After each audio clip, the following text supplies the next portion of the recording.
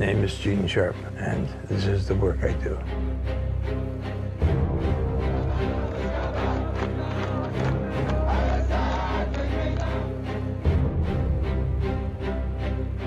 This is a technique of combat.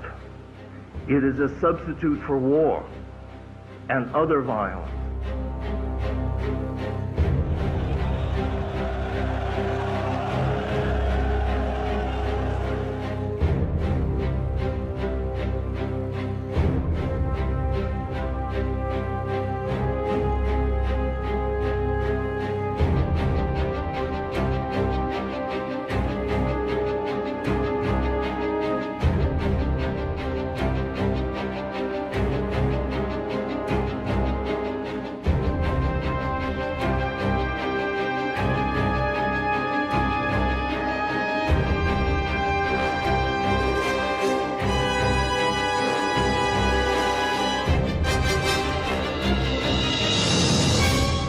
As we speak, somebody is doing it in Iran. As we speak, somebody is doing it in Egypt. As we speak, somebody is doing it in Venezuela. I'm telling you the facts I know.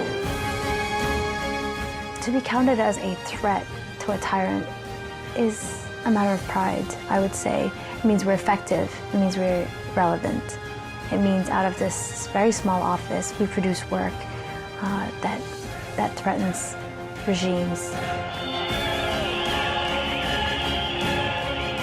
Gene Sharp's tactics and theories are being practiced on the streets of Syria as we speak now.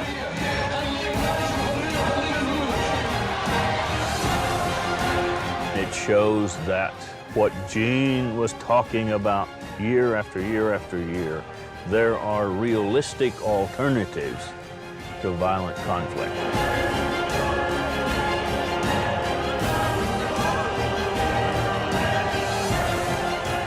Unless they have something instead of violence and war, they will go back for violence and war every time.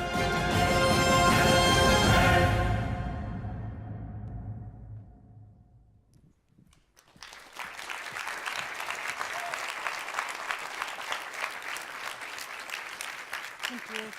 Good afternoon. Just 8 miles from where we are today is a town called Stabekk. It was there on May 22nd, 1942, that Vidkun Quisling, the Nazi-backed dictator of Norway during World War II, gathered all of the teachers of the town in a crowded high school gymnasium. Quisling screamed and he shouted at the teachers, and his voice could be heard from outside the building. He said, "You teachers have destroyed everything for me." Quisling was furious, and for good reason. Just 2 years earlier, Nazi Germany had invaded Norway. And though they put up a courageous resistance, the Norwegian army was defeated in just 2 months. One of Quisling's first goals after taking power was to try to take over the Norwegian education system. He wanted to seize the minds of the Norwegian people by using the schools as a tool to indoctrinate students with Nazi ideology. Quisling realized that to do this, he needed the cooperation of Norway's teachers. But Norwegian teachers refused to cooperate.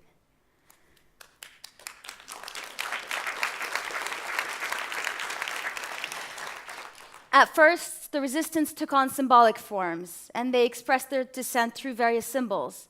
They pinned paper clips to their clothes to express unity among the people, and they wore flowers to honor the exiled king for his birthday. But what started as symbolic resistance eventually expanded to massive non-cooperation that included thousands of teachers. Everywhere, teachers and their supporters were resisting. They refused to join a new teachers' organization or issue declarations of loyalty to the regime, even though that was mandatory. They boycotted political events and they ostracized collaborators. The regime's reaction was harsh. Schools were closed throughout the country, teachers were fired, some were arrested and tortured. 1,000 of the teachers were sent to concentration camps. In the camps, the teachers were threatened with deportation and even execution. But still, the teachers refused to submit. Eventually, it became clear to Quisling that he was not going to achieve what he wanted from the teachers, so he brought the teachers back from the camps and he reopened the schools. The teachers had won. In 1956, the Norwegian philosopher Arne Næss invited my colleague Jean Sharp to the University of Oslo, where Jane interviewed one of the leaders of the teacher struggle. It was during this time, right here in Norway, where Jean first began to seriously explore how nonviolent action could be studied in order to be made more effective so it could be applied by people facing difficult circumstances. The Norwegian story had a huge impact on Jean's thinking, and he's still amazed that the story is not better known. The story holds some very important insights. The Norwegian teachers were not saints, they were not martyrs, they were not Mahatmas. They were ordinary women and men, and they were successful where military means failed.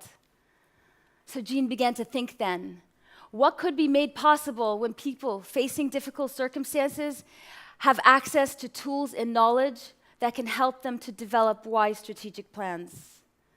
It was those early questions and insights that led Jean on a journey that would go on to empower people around the world. After Norway, Jean went to Oxford University, where he had his eureka moment, that the power of a ruler comes from the obedience and cooperation of people and institutions in society, and that nonviolent action works by withholding or cutting off the supply of that obedience and cooperation. It's a way to seize political power and to deny it to others. In nonviolent action, people refuse to do the things that are required, and they do that which is forbidden. It's the political application of a type of behavior that actually comes very naturally to all of us. Basic human stubbornness. It's the capacity and the willingness to refuse to cooperate, to dissent and to defy, even when that refusal carries enormous costs. In short, it starts with the power of no. Jean studied dictatorships in order to learn how they operate and what makes them possible, and at times even inevitable. He studied hundreds of cases of nonviolent action that have been used throughout centuries, and he began cataloging them. Method 34, symbolic lights. Use torches, candles, and lanterns in marches, in vigils, as tools of protest or as symbols of freedom. In February 1997, households across Turkey turned off their lights at exactly 9 p.m. for 1 minute. This was in order to demand the prosecution of government officials that were connected to organized crime. The action continued and grew each night until it's estimated that 30 million Turkish households were participating in the action, and the action ended up being successful. Method 193, overloading of administrative systems. Deliberately providing government offices with an overload of information, inquiries, and complaints in order to cause inefficiencies in their system and to disrupt their activities. This method was particularly useful in the United States during the Vietnam War, when government offices, specifically draft registration offices, were overloaded with customers and complaints. Because of new technology, we see an innovation in this method. Today, we see the same method being used to crash the servers of corporations and governments. Method 171, nonviolent interjection. It's the placing of one's body between a person and their objective, like in the path of a vehicle. Jean kept going, studying and documenting all of these things that people had done, until he had identified the now famous 198 methods of nonviolent action. He found out that most often, when people use nonviolent struggle, they don't do so because of their religion or their beliefs, but because they are simply searching for an effective way to fight for their objectives. The more Jean studied nonviolent action, the more he learned about how it worked and what makes it succeed in some cases and fail in others. And from this knowledge, he created a system out of what people had previously been learning and applying by trial and error. His research revealed an important insight. The way to create lasting change against an oppressive system is to undermine it so that it crumbles. But equally important is that a movement must build itself and become strong.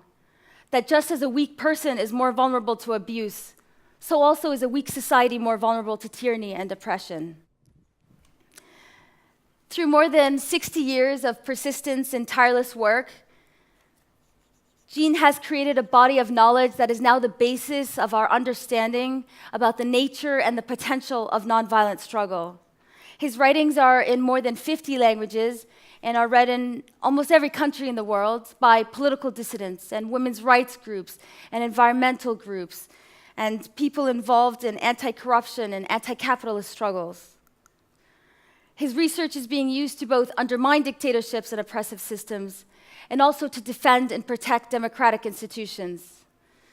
His research even contains very important insights on how groups can protect the gains made during a successful struggle and prevent a new group from stealing their victory. The work has contributed to some of the most notable political struggles of the late 20th and early 21st century. The Baltic nations, Burma, Palestine, Serbia, Venezuela, Tibet, Hong Kong, they're just a few. There will be more. Nonviolent action is not easy. Just like every other technique of political change, it offers no guarantees. But today, the work is empowering people all over the world, including in Afghanistan, where I was born, and in the United States, where I grew up. And guess what? The work is even being studied right here in Norway. Even in the icy waters of the Antarctic Ocean, copies of our books sit on the shelves of anti-whaling ships. Jean would have loved to be here today to meet all of you. He would have been greatly inspired by the acts of defiance and the stories of resistance that you have shared with us. I've had the honor of working with him for 12 years at the Albert Einstein Institution, which he founded. And I wanted to say a bit about what he's meant to me and what I think his work has meant for the world. In a way, Jean's life is a metaphor for the work to which he has dedicated his life. Jean never gave up, even when people told him that what he was doing was idealistic or unneeded or unimportant, or that it simply wouldn't work. In response to what he saw were the critical issues that threatened humanity, war, dictatorship, oppression, violence, he used courage and persistence, careful thinking and wise planning to search for what he saw was the solution, a way in which people facing difficult circumstances could self-reliantly get liberation. Today, it's an honor to be here, and what I'd like to leave you with is this.